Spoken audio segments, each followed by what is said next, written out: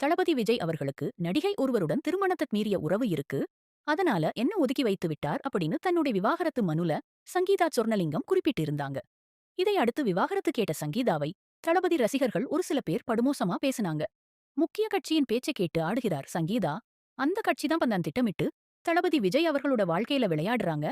அந்த கட்சியிடம் நமது பணம் வாங்கியிருக்காங்க சங்கீதா அப்படின்னு சங்கீதா மீதுமே பலவிதமான குற்றச்சாட்டுகளுமே வைக்கப்பட்டது. அதற்கேற்றார் போல சங்கீதாவுடைய செயல்பாடுகளுமே அடுத்தடுத்து இருந்தது. மேலும் இந்த மனுவை தற்போது கொடுக்க அதுதான் முக்கிய காரணம் அப்படின்னு சங்கீதா தரப்பில இருக்கிற ஒரு சிலருமே தளபதி விஜய் அவர்களுக்கு ஆதரவாக பேசியிருந்தாங்க. என்னதான் ஆதரவாக பேசியிருந்தாலுமே பல முக்கிய பிரபலங்கள் விருது ரசிகர்கள் அப்படின்னு பலருமே தளபதி விஜய் அவர்களுக்கு அட்வைஸ் பண்ணவுமே ஆரம்பிச்சிட்டாங்க. காரணம் என்ன அப்படின்னு பாத்தீங்கன்னா, இந்த மனு தாக்கல் நடந்த கொஞ்ச நாட்கள்லயே தளபதி விஜய் அவர்கள் த்ரிஷாவோட ஏஜிஎஸ் உடைய திருமண விழா ஒன்றில் கலந்து கொண்டதுதான் மிகப்பெரிய பேசுபொருளாகவும், தளபதி விஜய் அவர்களுடைய இந்த செயலை கண்டித்து பல பிரபலங்கள், ரசிகர்கள் அப்படின்னு பலருமே குரல் கொடுக்க ஆரம்பிச்சாங்க.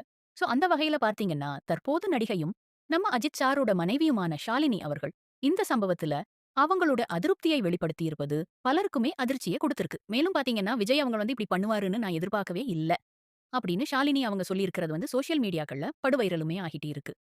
சரி, ஓகே. இந்த தகவல பத்தி நீங்க என்ன நினைக்கிறீங்க அப்படின்றத கீழ உள்ள கமெண்ட் செக்ஷன்ல கமெண்ட் பண்ணிட்டு, நம்மளோட சேனல மறக்காம சப்ஸ்கிரைப் பண்ணிக்கோங்க.